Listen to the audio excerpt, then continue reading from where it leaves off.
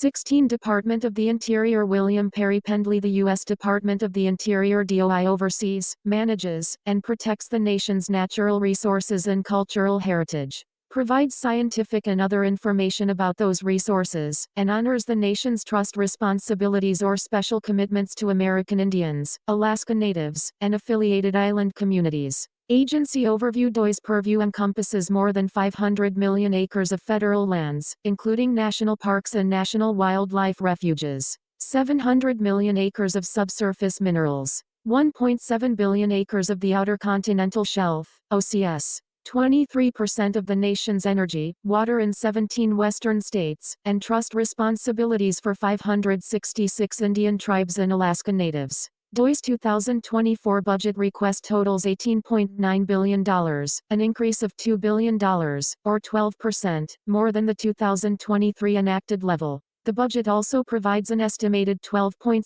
billion in permanent funding in 2024. In 2024, DOI will generate receipts of $19.6 billion.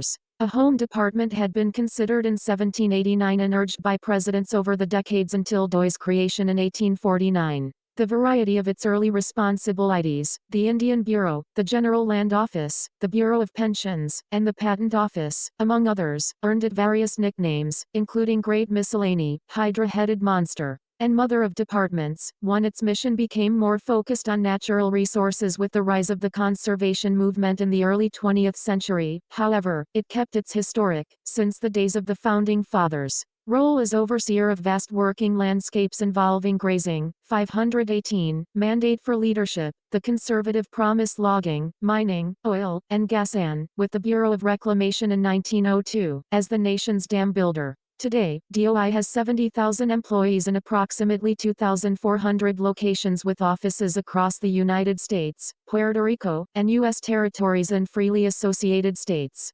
Historically, DOI operated in a bipartisan manner consistent with the laws enacted by Congress pursuant to its powers under the Property Clause. Thus, DOI fulfilled its statutory responsibilities in a manner that ensured the ability of western states, counties, and communities to be sustained by both economic and recreational activities on neighboring federal lands, especially given that in some rural western counties, federal lands constituted 50, 60, 70, 80, even 90% of the county's landmass. 3. That ended with the administration of President Jimmy Carter, who, beholden to environmental groups that supported his election, adopted DOI policies consistent with their demands, much to the horror of Western governors, most of whom were Democrats. President Ronald Reagan campaigned against this war on the West, declared himself a sagebrush rebel, and, on taking office, forequelled the rebellion by reversing Carter administration policies. President George H.W. Bush distanced himself from Reagan's Western policies, committed to a kinder and gentler America, and proclaimed his desire to be the environmental president,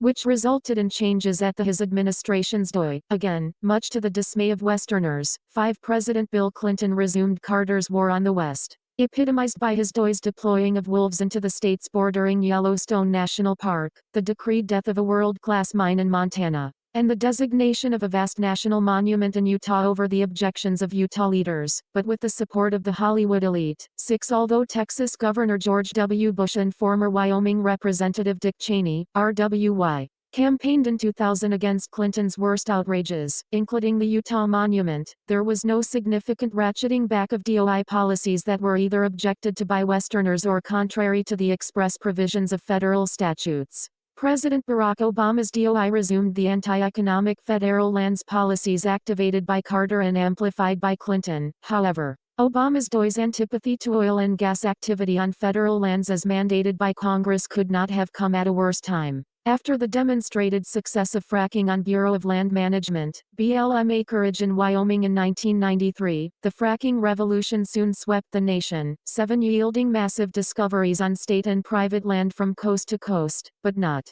thanks to Obama, on western federal lands. 8. President Donald Trump, on the other hand, immediately ordered his DOI to comply with federal law, conduct congressionally mandated lease sales, and seek to achieve energy dominance or independence. Thanks in part to the success of oil and gas operations on federal land in the West, the United States achieved energy security for the first time since 1957 in 2019.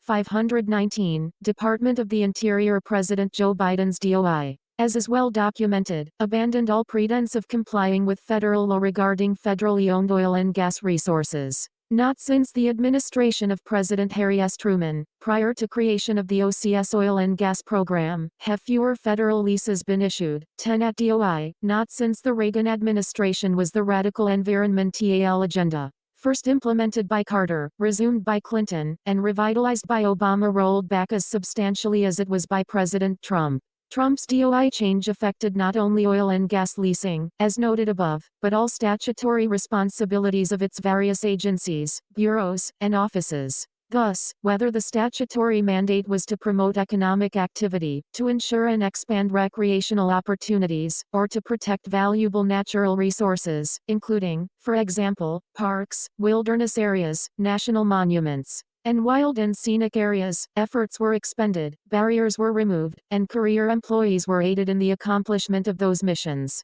Unfortunately, Biden's DOI is at war with the department's mission, not only when it comes to DOI's obligation to develop the vast oil and gas and coal resources for which it is responsible, but also as to its statutory mandate, for example, to manage much of federal land overseen by the BLM pursuant to multiple use and sustained yield principles. 11 Instead, Biden's DOI believes most BLM lands should be placed off limits to all economic and most recreational uses. Worse yet, Biden's DOI not only refuses to adhere to the statutes enacted by Congress as to how the lands under its jurisdiction are managed, but it also insists on implementing a vast regulatory regime, for which Congress has not granted authority, and overturning, by unilateral regulatory action, congressional acts that set forth the productive economic uses permitted on DOI-managed federal land. Budget structure at $18.9 billion. DOI's 2024 proposed budget is small relative to many other federal agencies. On the other side of the ledger, the DOI forecasts it will generate more than $19.6 billion in offsetting receipts from oil and gas royalties, timber and grazing fees, park user fees, and land sales, among other sources. Most of the proposed allocations are divided among 9 bureaus. Bureau of Indian Affairs fulfills Indian trust responsibilities on behalf of 566 Indian tribes, supports natural resource education, law enforcement, and social service programs delivered by tribes, operates 182 elementary and secondary schools and dormitories in 29 tribally controlled community colleges, universities, and post-secondary schools. Bureau of Land Management manages and conserves resources for 245 million acres of public land and 700 million acres of subsurface federal mineral estate, including energy and mineral development, forest management, timber and biomass production, and wild horse and bureau management. 520, Mandate for Leadership, the Conservative Promise Bureau of Ocean Energy Management manages access to renewable and conventional energy resources of the outer continental shelf, including more than 6,400 fluid mineral leases on approximately 35 million OCS acres. Issues leases for 24% of domestic crude oil and 8% of domestic natural gas supply. Oversees lease and grant issuance for offshore renewable energy projects. Bureau of Reclamation manages, develops, and protects water and related resources, including 476 dams and 337 reservoirs, delivers water to 1 in every 5 Western farmers and more than 31 million people, is America's second largest producer of hydroelectric power. Bureau of Safety and Environmental Enforcement regulates offshore oil and gas facilities on 1.7 billion acres of the outer continental shelf, oversees oil spill response, supports research on technology for oil spill response. National Park Service maintains and manages 401 natural, cultural, and recreational sites, 26,000 historic structures, and more than 44 million acres of wilderness, provides outdoor recreation, provides technical assistance and support to state and local programs.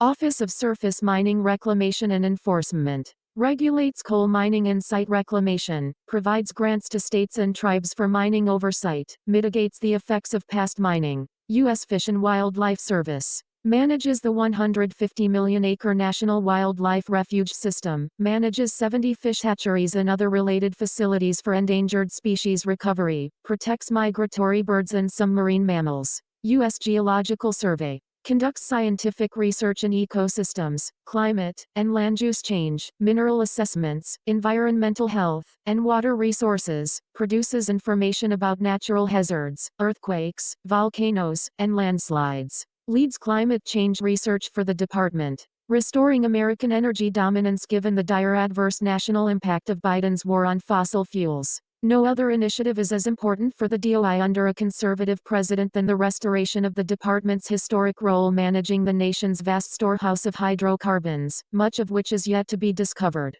The U.S. depends on reliable and cheap energy resources to ensure the economic well-being of its citizens, the vitality of its economy, and its geopolitical standing in an uncertain and dangerous world. Not only are valuable natural resources owned generally by the American people involved, so too are those owned separately by American Indian tribes and individual American Indians, both of which have been injured by Biden's illegal actions. The federal government owns 61% of the onshore and offshore mineral estate of the U.S., but only 22% of the nation's oil and 12% of U.S. natural gas comes from those federal lands and waters, and even that amount is 521. Department of the Interior declining. Additionally, 42% of coal production takes place on federal lands in 11 states. 12 DOI manages a subsurface mineral estate of 700 million acres onshore and 1.76 billion acres offshore, for a total of 2.46 billion acres. The total land area of the U.S. is 2.263 billion acres.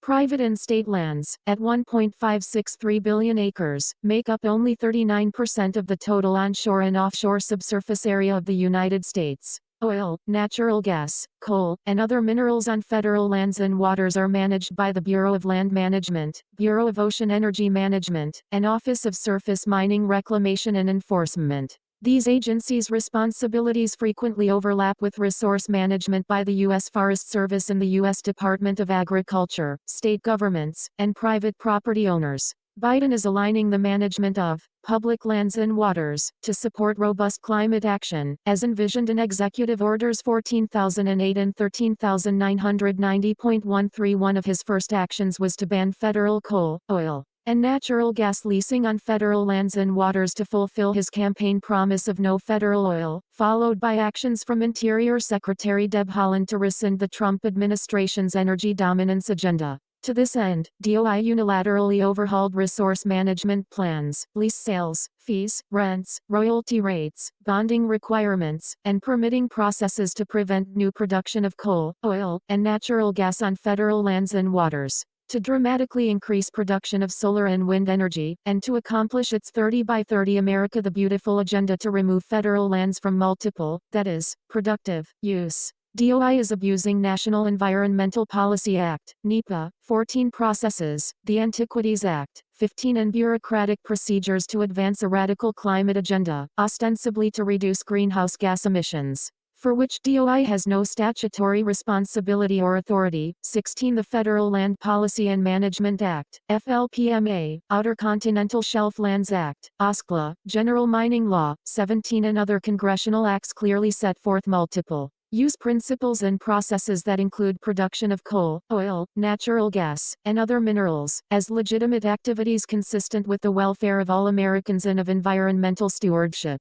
Biden's DOI is hoarding supplies of energy and keeping them from Americans whose lives could be improved with cheaper and more abundant energy while making the economy stronger and providing job opportunities for Americans. DOI is a bad manager of the public trust and has operated lawlessly in defiance of congressional statute and federal court orders. Administration priorities rollbacks. A new administration must immediately roll back Biden's orders, reinstate the Trump-era energy dominance agenda, rescind Secretarial Order, SO. 3398, and review all regulations, orders, guidance documents, policies. And 522, mandate for leadership. The conservative promise similar agency actions made in compliance with that order. 18. Meanwhile, the new administration must immediately reinstate the following Trump DOI secretarial orders. Also 3348. Concerning the federal coal moratorium, 19 LSO 3349, American Energy Independence, 20 LSO 3350, America First Offshore Energy Strategy, 21 LSO 3351, Strengthening the Department of the Interior's Energy Portfolio, 22 LSO 3352. National Petroleum Reserve, Alaska, 23 LSO 3354, supporting and improving the federal onshore oil and gas leasing program and federal solid mineral leasing program, 24 LSO 3355. Streamlining national environmental policy reviews and implementation of Executive Order 13807, establishing discipline and accountability in the environmental review and permitting process for infrastructure projects. 25 Leaders So 3358, Executive Committee for Expedited Permitting, 26 L So 3360, Rescinding Authorities inconsistent with Secretary's Order 3349 American Energy Independence, 27 L So 3380. Public notice of the costs associated with developing Department of the Interior publications and similar documents, 28 LSO 3385, Enforcement priorities, 29 and LSO 3389. Coordinating and clarifying National Historic Preservation Act Section 106 reviews, 30 actions. At the same time, the new administration must reinstate quarterly onshore lease sales in all producing states according to the model of BLM's IM 2018-034, with the slight adjustment of including expanded public notice and comment. 31 The new administration should work with Congress on legislation, such as the Lease Now Act 32 and 523, Department of the Interior Onshore Act. 33 To increase state participation and federal accountability for energy production on the federal estate. Conduct offshore oil and natural gas lease sales to the maximum extent permitted under the 2023 to 2028 lease program. 34 With the possibility to move forward under a previously studied but unselected plan alternative. 35 Develop immediately and finalize a new 5-year plan, while working with Congress to reform the OCSLA by eliminating 5-year plans in favor of rolling or quarterly lease sales. Review all resource management plans finalized in the previous 4 years and, when necessary, select studied alternatives to restore the multi-use concept enshrined in FLPMA and to eliminate management decisions that advance the 30 by 30 agenda. Set rents, royalty rates, and bonding requirements to no higher than what is required under the Inflation Reduction Act. 36 Comply with the Alaska National Interest Lands Conservation Act, ANILCA, and the Tax Cuts and Jobs Act of 2017 to establish a competitive leasing and development program in the coastal plain, an area of Alaska that was set aside by Congress specifically for future oil and gas exploration and development. It is often referred to as the Section 1002 area after the section of ANILCA that excludes the area from Arctic National Wildlife Refuge's wilderness designation. 37 Conclude the programmatic review of the coal leasing program, and work with the congressional delegations and governors of Wyoming and Montana to restart the program immediately. 38 Abandon withdrawals of lands from leasing in the Thompson Divide of the White River National Forest, Colorado, the 10-mile buffer around Chaco Cultural Historic National Park in New Mexico, restoring the compromise forged in the Arizona Wilderness Act 39, and the Boundary Waters area in northern Minnesota if those withdrawals have not been completed. 40 Meanwhile, revisit associated leases and permits for energy and mineral production in these areas in consultation with state elected officials. Require regional offices to complete right-of-way and drilling permits within the average time it takes states in the region to complete them. 524. Mandate for leadership, the conservative promise rulemaking.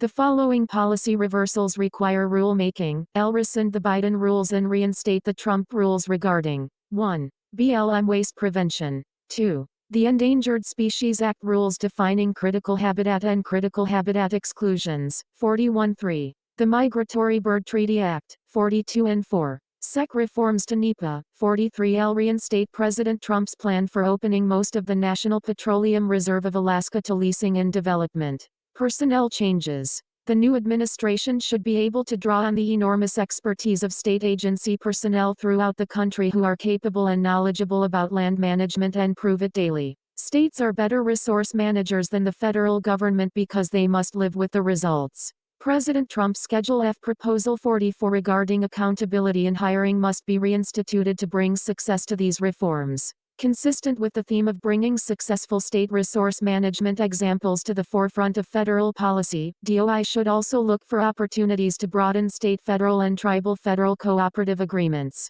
Immediate actions. BLM headquarters. BLM headquarters belongs in the American West. After all, the overwhelming majority of the 245 million surface acres, 10% of the nation's landmass, managed by the agency lies in the 11 western states and Alaska. A mere 50,000 surface acres lie elsewhere. Moreover, 97% of BLM employees are located in the American West. Thus, the Trump administration's decision to relocate BLM headquarters from Washington, D.C., to the West was the epitome of good governance. That is, it was not only well informed, but it was also implemented efficiently, effectively, and with an eye toward affected career civil servants. Plus, despite overblown chatter from the inside the Beltway media, Congress, with bipartisan support, approved funding the move. Meanwhile, state, tribal, and local officials, the diverse collection of stakeholders who use public lands and western neighbors became accustomed to having top BLM decision-makers in Grand Junction, Colorado,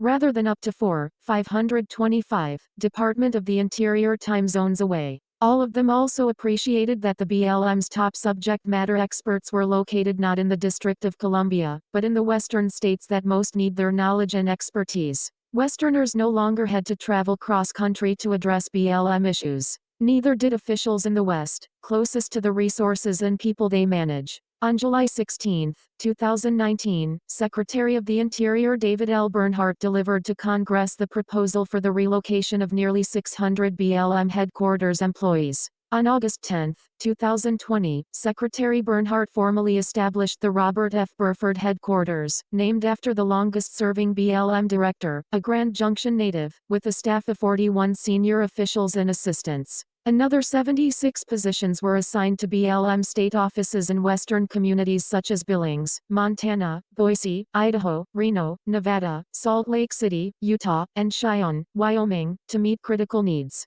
Scores of other positions were assigned to the states that required BLM expertise. For example, wild horse and burro professionals were relocated to Nevada, home to nearly 60% of these Western icons. 61 positions were retained in Washington, D.C., to address public, congressional, and regulatory affairs, Freedom of Information Act compliance, and budget development. Despite the dislocating impact of the COVID-19 pandemic, the BLM successfully filled hundreds of long vacant positions, as well as those that opened because of the move west. The BLM saw notable numbers of applicants for these positions, so numerous that the BLM capped the number of eligible applicants to no more than 50. Obviously, reduced commuting times, often from hours to mere minutes, lower cost of living, and opportunity to access vast public lands for recreation made these jobs attractive to potential employees. Many, if not most, applicants stated they would not have applied had the positions been based in Washington, D.C. At the same time, Western positions attracted those with the skills needed to meet the BLM's multiple-use, sustained yield mandate, disproving the claim that the BLM was suffering a brain drain. The Trump administration recognized that, despite its attractions, not everyone employed by BLM in Washington, D.C., could move west. The administration applied a hands-on approach, with all employee briefing and question-and-answer sessions, regular email communications, and a website devoted to frequently asked questions. 2 human resources teams aided employees wishing to remain in federal jobs in the D.C. area. All received new opportunities. The BLM's move west incurred no legal challenges, no formal equal employment opportunity or U.S. Merit Systems Protection Board complaints, and no adverse union activity. It is hard to please everyone, but the Trump administration's BLM did just that, putting the lie to assertions, by some, that the BLM was trying to fire federal employees. The total cost of $17.9 million for relocation incentives, permanent change of station moves, temporary labor, travel, printing, rent, supplies, equipment, and $526 mandate for leadership. The conservative promise other contracts will save money for the American people. For example, in fiscal 2020, the BLM estimated $1.6 million in travel cost savings, which will grow slightly over time, and $1.9 million in savings from its terminated lease in Washington, D.C. Furthermore, BLM estimated that, by October 2022, the BLM move west would generate a net savings of $3.5 million, which, the following fiscal year, would increase to $10.3 million. Those funds can be devoted to reducing the risk of wildfires, increasing recreational opportunities, conserving public lands, and addressing tough issues such as wild horses and burros. Moreover, those funds will be used more wisely thanks to the efficiency of senior, seasoned managers working closely with BLM field employees and near daily contact with Western officials, stakeholders, and neighbors. In late 2022, Secretary of the Interior Deb Haaland announced the return of headquarters and scores of highly paid, senior employees to Washington, D.C. Subsequently, BLM Director Tracy Stone Manning revealed 56 BLM jobs in BLM's Western headquarters and 70 other BLM jobs will remain in Grand Junction, an increase of 15 from the 41 announced by Trump's BLM in 2019, and an increase of 40 other jobs above the 16 first announced by Biden officials. Thus, the director, the 2 deputy directors, 6 of 7 assistant directors, adds and their staffs are now or soon will be in Washington. The Biden administration failed to recognize the wisdom of having BLM's leadership, including its director, deputy directors, and ads in the West. That is why, decades ago, the ADN staff in charge of BLM's firefighters were relocated to Boise, Idaho, where they remain. Not so the head of BLM Law Enforcement and Security, who supervises over 200 uniformed law enforcement rangers and 76 special agents stationed mainly in 11 western states and Alaska. Haaland moved that official to Washington, far from state troopers, county sheriffs and deputies, and city police with whom BLM law enforcement officers keep the peace in the West's wide open spaces. BLM's top cop might as well be on the moon. The AD in charge of oil, gas, and minerals was also moved to Washington, D.C., notwithstanding that most oil, gas, and minerals are in the West and Alaska. New Mexico's Permian Basin, for example, is second only to Alaska in petroleum potential. Shale, and Montana and Wyoming's Powder River Basin contains the world's best low-sulfur coal. The AD responsible for wild horses and burros was moved east as well, despite the fact that the uncontrolled growth of wild horses and burros poses an existential threat to public lands. 60% of the nation's wild horses are in Nevada, 45 but thousands are in 9 other western states. There is no way these and other ads can professionally manage issues thousands of miles and multiple time zones away. It is not just effective and responsive management that has been lost. Colorado lost its chance to become a must-visit destination for BLM stakeholders. Those seeking to develop world-class mineral deposits in Minnesota or another Prudhoe, 527, Department of the Interior Bay in Alaska, to expand recreation across BLM's vast, diverse, and unique landscapes, or to manage timber and rangelands to prevent wildfires, would all journey to Grand Junction. Convention opportunities on Colorado's western slope would abound for BLM's disparate constituencies to congregate and meet with BLM leadership.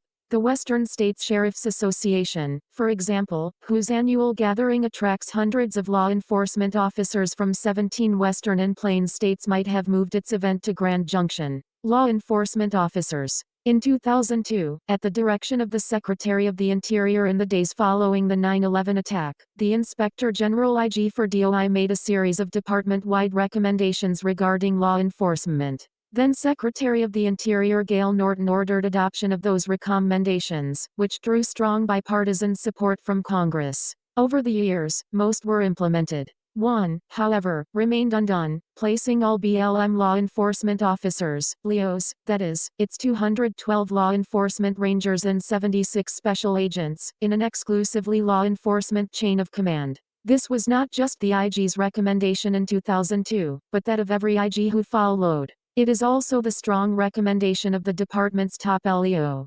Moreover, it has been the urgent recommendation of law enforcement professionals across the country, especially in the West, for decades, including the Western States Sheriff's Association. Unfortunately, over time, BLM leadership stonewalled, adhering to a haphazard system in which LEOs reported to non-LEO superiors, including not only state directors, but also district and field managers with expertise in other fields, range management or petroleum engineering, for example, with only 24 hours of law enforcement study. Obviously, those managers lack a comprehensive understanding of law enforcement issues, constitutional, legal, and tactical. In addition, they do not uniformly apply or enforce rules of conduct or ethical standards for LEOs and special agents, leading to weakened esprit de corps and morale. Worse yet, because of their duties as managers of the multiple-use lands under their jurisdiction, they are exposed to conflicts of interests and may intentionally or unintentionally prevent LEOs from investigating violations or applying the law.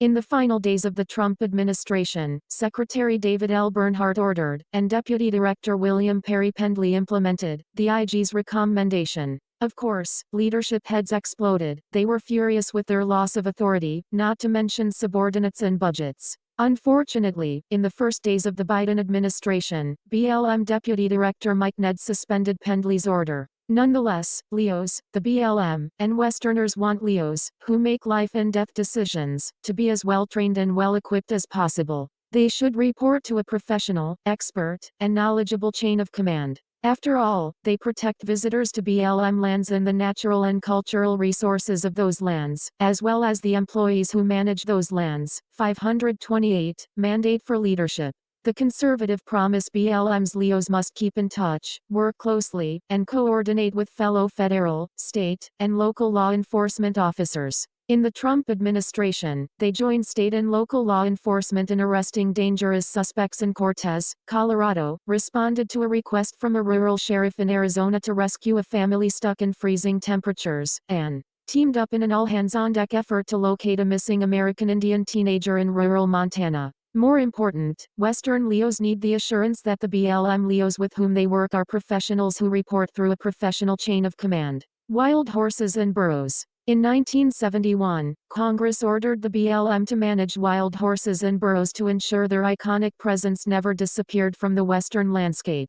For decades, Congress watched as these herds overwhelmed the land's ability to sustain them, crowded out indigenous plant and other animal species, threatened the survival of species listed under the Endangered Species Act, invaded private and permitted public land, disturbed private property rights, and turned the sod into concrete. BLM experts said in 2019 that some affected land will never recover from this unmitigated damage. There are 95,000 wild horses and burros roaming nearly 32 million acres in the West, triple what scientists and land management experts say the range can support. These animals face starvation and death from lack of forage and water. The population has more than doubled in just the past 10 years and continues to grow at a rate of 10 to 15% annually. This number includes the more than 47,000 animals the BLM has already gathered from public lands, at a cost to the American taxpayer of nearly $50 million annually to care for them in off-range corrals. This is not a new issue. It is not just a Western issue. It is an American issue.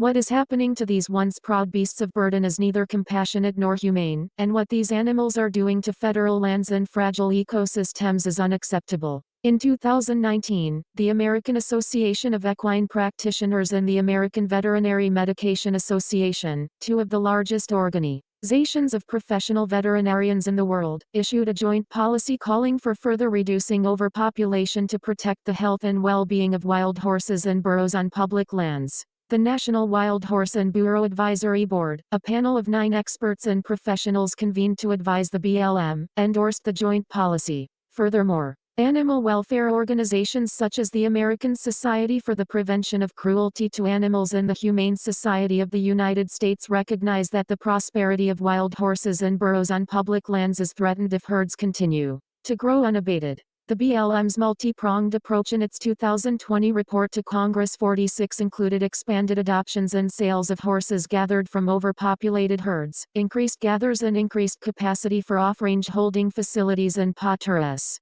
more effective use of fertility control efforts, and improved research, in concert with the academic and veterinary communities, to identify more effective, 529, Department of the Interior contraceptive techniques and strategies. All of that will not be enough to solve the problem, however. Congress must enact laws permitting the BLM to dispose humanely of these animals. Immediate actions regarding Alaska. Alaska is a special case and deserves immediate action. 47 When Alaska was admitted to the Union in 1959, nearly its entire landmass was federally owned, therefore, Alaska was granted the right to select 104 million acres, out of 375 million acres, to manage for the benefit of its residents. 48 In less than 8 years, Alaska selected 26 million acres. Then Interior Secretary Stuart Udall, who served during the Kennedy and Johnson administrations, put a freeze on further land selections to protect any claims that might be asserted by Native Alaskans. 49 Alaska Native Claims Settlement Act.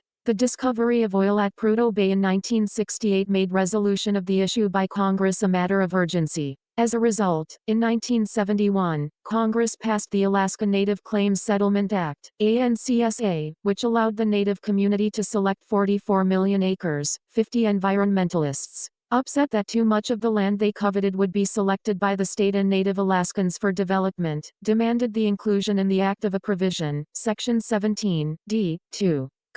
That ordered the Interior Secretary to withdraw 80 million acres for future designation by Congress as parks, refuges, wild and scenic rivers, and national forests. 51 The deadline for this congressional action was 1978, and as it neared, the Carter administration, impatient and worried, decided to force Congress's hand. The administration unilaterally withdrew 100 million acres from any use by the state or Native Alaskans. 52 Alaska promptly sued, charging that the administration had failed to comply with the National Environmental Policy Act. 53 In a lame duck session at the end of 1980, Congress passed, over the objections of the Alaskan delegation, the Alaska National Interest Lands Conservation Act, which revoked all of the withdrawals of the Carter administration and substituted congressional designations that put 100 million acres permanently in federal enclaves, doubled the acreage of national parks and refuges, and tripled the amount of land declared to be wilderness. 54 Through all of this, Alaska pressed for the DOI to convey the lands to which Alaska was entitled by federal law, but the department grudgingly transferred only portions of that land. By the time Ronald Reagan took office, Alaska had received less than half the lands to which it was entitled after its admission into the Union, and Native Alaskans had received only 1/3 of the land due to them. 55 From January of 1981 through 1983, however, under Reagan, Alaska received 30 million acres in a commitment of land transfers at the rate of 13 million acres annually. In the same period, Native Alaskans received 11 million acres, which constituted nearly 60% of their entitlement, and an additional 15 million acres were transferred by the end of 1988.56. 530, Mandate for Leadership. The conservative promise. Despite the passage of nearly 40 years since the end of the Reagan administration, the federal government has yet to fulfill its statutory obligation to Alaska and Alaska Natives. Specifically, each group has 5 million acres of entitlement remaining. Standing in the way are public land orders, PLOs, issued by the BLM seizing that land for the agency. Those PLOs must be lifted to permit Alaska and Alaska Natives to select what was promised by Congress. For example, revocation of PLO 515,057 will provide the state of Alaska 1.3 million acres of its remaining state entitlement. This revocation should be a top priority. BLM recommended this revocation in the 2006 report to Congress based on the Alaska Land Transfer Acceleration Act, and the Interior Secretary has authority to revoke based on the Alaska Native Claims Settlement Act under Section D1.58. All other remaining BLM PLOs, all of which are more than 50 years old, should be revoked immediately. Alaska has untapped potential for increased oil production, which is important not just to the revitalization of the nation's energy sector but is vital to the Alaskan economy. 1/4 of Alaska's jobs are in the oil industry, and half of its overall economy depends on that industry. Without oil production, the Alaskan economy would be half its size. A new administration must take the following actions immediately. Approve the 2020 National Petroleum Reserve Alaska Integrated Activity Plan, NPRAIAP, by resigning the Record of Decision. Secretary Holland's order reverted to the 2013 IAP,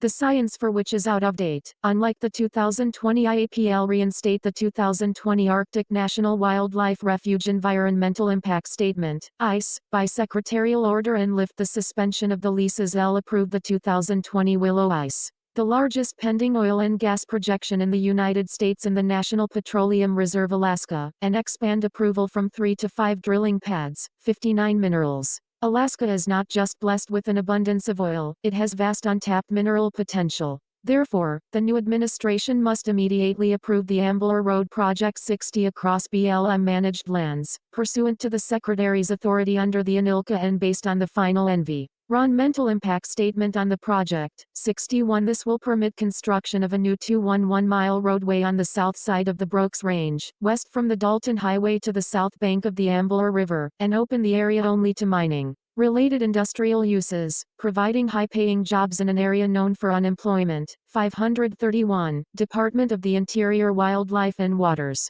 Throughout Alaska's history, the federal government has treated Alaska as less than a sovereign state. This is especially the case when it comes to two of Alaska's most valued resources, its wildlife and its waters. Immediate action is required to end, at least in part, this injustice. A new administration should revoke National Park Service and U.S. Fish and Wildlife Service rules regarding predator control and bear baiting, which are matters for state regulation. Such revocation is permitted under the 2017 Congressional Review Act. 62. Recognize Alaska's authority to manage fish and game on all federal lands in accordance with ANILCA as during the Reagan administration, when each DOI agency in Alaska signed a Memorandum of Understanding with the Alaska Department of Fish and Game ceding to the state the lead on fish and wildlife management matters. 63. Issue a secretarial order declaring navigable waters in Alaska to be owned by the state so that the lands beneath these waters belong to Alaska. This will force the BLM to prove that water is not navigable, since in the case of non-navigability, any submerged lands belong to the BLM. Currently, BLM requires Alaska to prove navigability at its own expense, including the BLM's preposterous assertion that the mighty Yukon River is non-navigable. Reinstate President Trump's 2020 Alaska Roadless Rule 64 for the Tongass National Forest in Alaska, which was replaced by a Biden roadless rule that continues a 2001 Clinton rule affecting 9.37 million of the forest's 16.7 million acres. 65. The Clinton rule affects an area where communities are in small islands with no road access. It has prevented multiple infrastructure projects, including roads, electric transmission lines, and water and sewer projects, and it forces residents to use a heavily subsidized ferry system. Logging has been shut down to the extent that New York harvests more timber than does all of Alaska. Other actions. The 30 by 30 Plan. 66. President Biden's Executive Order 14008, 30 by 30 Plan. 67. Requires that the federal government, which already owns 1/3 of the country, 1. Remove vast amounts of private property from productive use, and 2. End congressionally mandated uses of all federal land.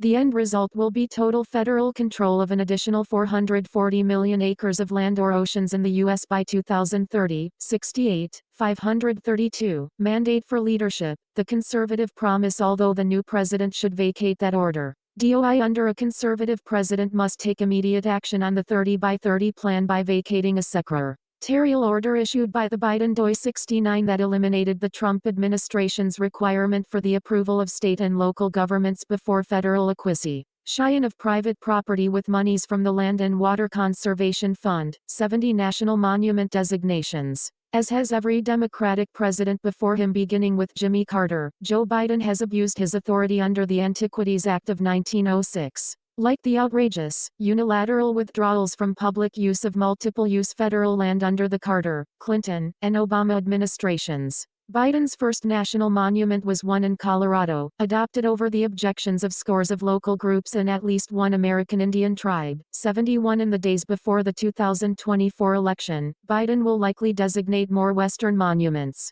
Although President Trump courageously ordered a review of national monument designations, the result of that review was insufficient in that only 2 national monuments in one state, Utah, were adjusted. 72. Monuments in Maine and Oregon, for example, should have been adjusted downward given the finding of Secretary Ryan Zinke's review that they were improperly designated. The new administration's review will permit a fresh look at past monument decrees and new ones by President Biden. Furthermore, the new administration must vigorously defend the downward adjustments it makes to permit a ruling on a president's authority to reduce the size of national monuments by the U.S. Supreme Court. Finally, the new administration must seek repeal of the Antiquities Act of 1906, which permitted emergency action by a president long before the statutory authority existed for the protection of special federal lands, such as those with wild and scenic rivers, endangered specials, or other unique places. Moreover, in recent years, Congress has designated as national monuments those areas deserving of such congressional action.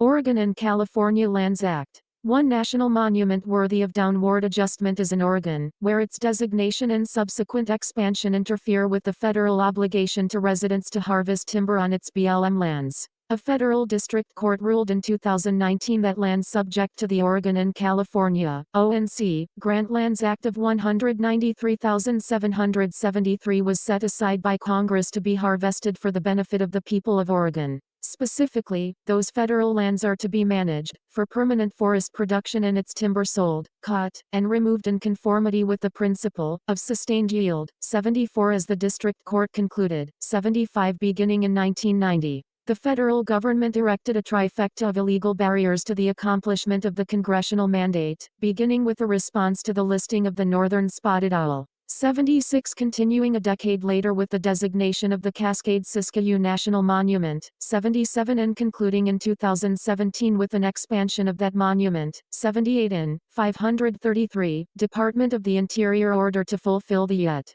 unaltered congressional mandate contained in federal law, to provide for jobs and well-paying employment opportunities in rural Oregon, and to ameliorate the effects of wildfires. The new administration must immediately fulfill its responsibilities and manage the ONC lands for permanent forest production to ensure that the timber is sold, cut, and removed. 79 NEPA reforms.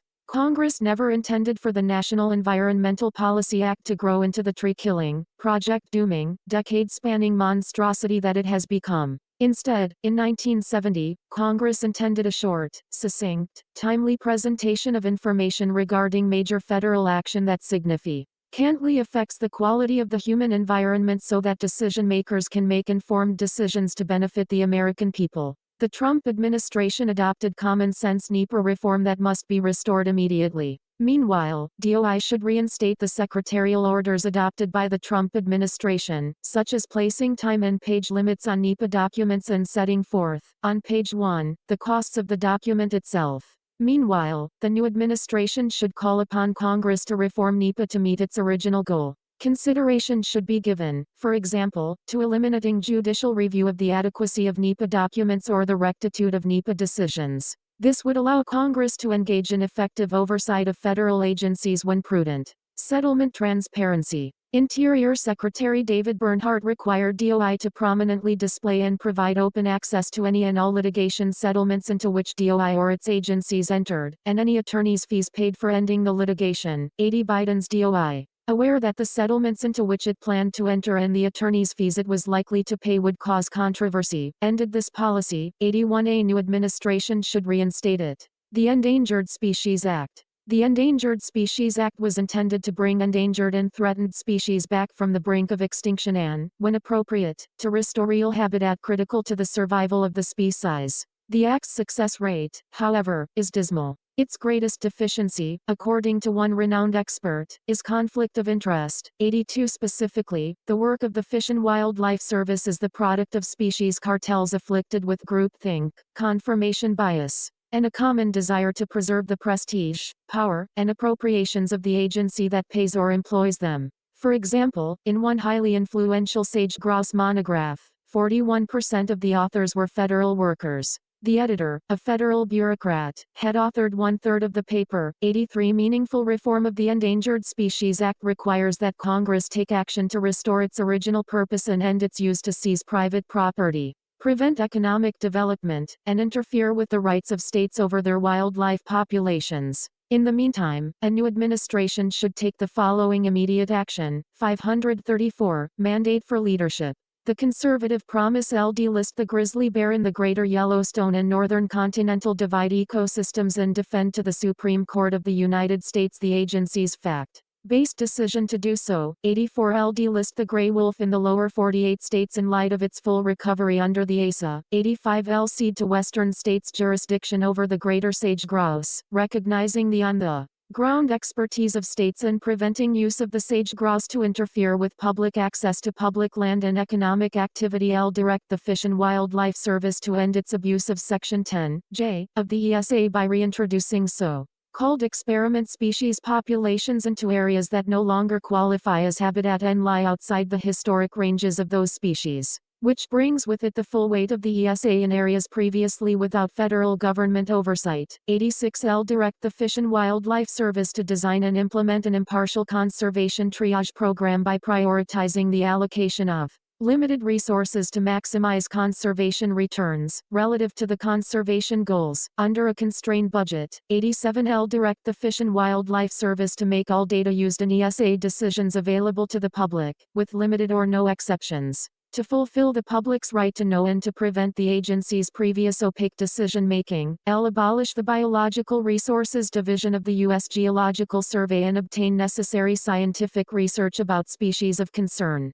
from universities via competitive requests for proposals. L. Direct the Fish and Wildlife Service to 1. Design and implement an Endangered Species Act program that ensures independent decision-making by ending reliance on so-called species specialists who have obvious self-interest, ideological bias, and land use agendas, and 2. Ensure conformity with the Information Quality Act. 88 Office of Surface Mining. The Office of Surface Mining Reclamation and Enforcement, OSM, was created by the Surface Mining Control and Reclamation Act of 1977, SMCRA, 89 to administer programs for controlling the impacts of surface coal mining operations. Although the coal industry is contracting, coal constitutes 535 Department of the Interior 20% of the nation's electricity and is a mainstay of many regional economies. The following actions should ensure OSM's ability to perform its mission while complying with SMCRA and without interfering with the production of high-quality American coal.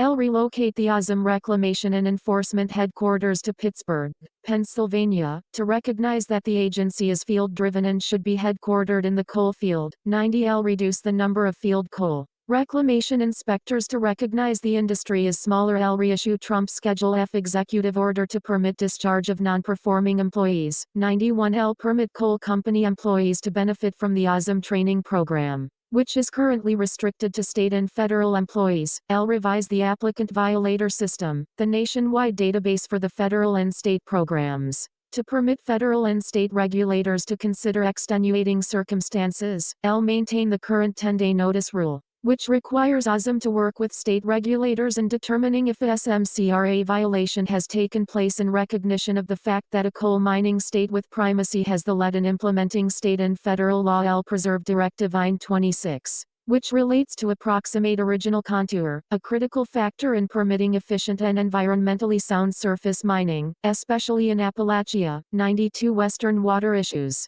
The American West, from the Great Plains to the Cascades Range, is arid, as recognized by John Wesley Powell during his famous trip across a large part of its length. Pursuant to an executive order signed by President Trump, and consistent with its authority along with other federal agencies, DOE's Bureau of Reclamation must take the following actions. L. Develop additional storage capacity across the arid West, including by 1. Updating dam water control manuals for existing facilities during routine operations, and 536, mandate for leadership, the conservative promise to engaging in real-time monitoring of operations. L. Reduce bureaucratic inefficiencies by consolidating federal water working groups. L. Implement actions identified in the Federal Action Plan for improving forecasts of water availability. 93 Especially by adopting improvements related to 1. Forecast-informed reservoir operations, and 2. Aerial snow observation systems. L. Clarify the Water Infrastructure Finance and Innovation Act 94 to ensure consistent application with other federal infrastructure loan programs under the Federal Credit Reform Act. This should be done to foster opportunities for locally led investment in water infrastructure. L. Reinstate Presidential Memorandum on promoting the reliable supply and delivery of water in the West. 95 American Indians and U.S. trust responsibility. The Biden administration has breached its federal trust responsibilities to American Indians. This is unconscionable. Specifically, the Biden administration's war on domestically available fossil fuels and mineral sources has been devastating. To wit, L. The ability of American Indians and tribal governments to develop their abundant oil and gas resources has been severely hampered, depriving them of the revenue and profits to which they are entitled during a time of increasing worldwide energy prices, forcing American Indians, who are among the poorest Americans, to choose between food and fuel. L. Indian nations with significant coal resources have some of the highest quality and cleanest burning coal in the world. But the Biden administration has sought to destroy the market for their coal by eliminating coal-fired electricity in the country and to prevent the transport of their coal for sale internationally. Meanwhile, the Biden administration, at great public expense, artificially boosted the demand for electric vehicles, which, because of their remote locations, the absence of increased electricity demands for charging electric vehicles nearby, and the distances to be traveled, are not a choice for Indian communities. 537. Department of the Interior. A significant percentage of critical minerals needed by the United States is on Indian lands. But the Biden administration has actively discouraged development of critical mineral mining projects on Indian lands rather than assisting in their advancement. Despite Indian nations having primary responsibility for their lands and environment and responsibility for the safety of their communities, the Biden administration is reversing efforts to put Indian nations in charge of environmental regulation on their own lands. Moreover, Biden administration policies, including those of the DOI, have disproportionately impacted American Indians and Indian nations by its failure to secure the border. The Biden administration has robbed Indian nations on or near the Mexican border of safe and secure communities while permitting them to be swamped by a tide of illegal drugs, particularly fentanyl. When ending COVID protocols at Bureau of Indian Education, BI, schools, Biden's DOI failed to ensure an accurate accounting of students returning from school shutdowns, which presents a significant danger to the families that trust their children to that federal agency. The BI is not reporting student academic assessment data to ensure parents in the larger tribal communities know their children are learning and are receiving a quality education. The new administration must take the following actions to fulfill the nation's trust responsibilities to American Indians and Indian nations. End the war on fossil fuels and domestically available minerals and facilitate their development on lands owned by Indians and Indian nations. End federal mandates and subsidies of electric vehicles. Restore the right of tribal governments to enforce environmental regulation on their lands. Secure the nation's border to protect the sovereignty and safety of tribal lands. 538. Mandate for leadership.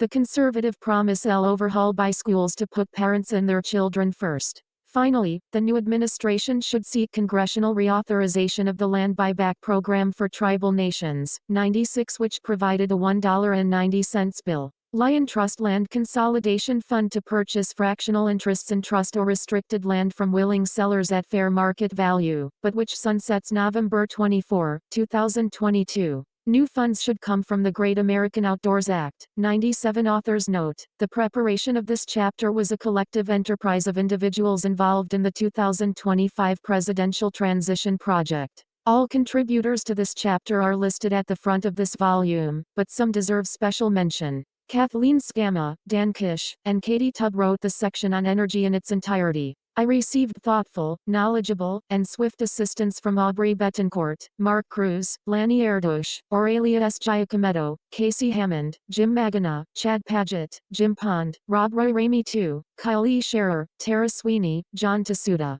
Rob Wallace, and Gregory Zerzan. The author alone assumes responsibility for the content of this chapter. No views expressed herein should be attributed to any other individual.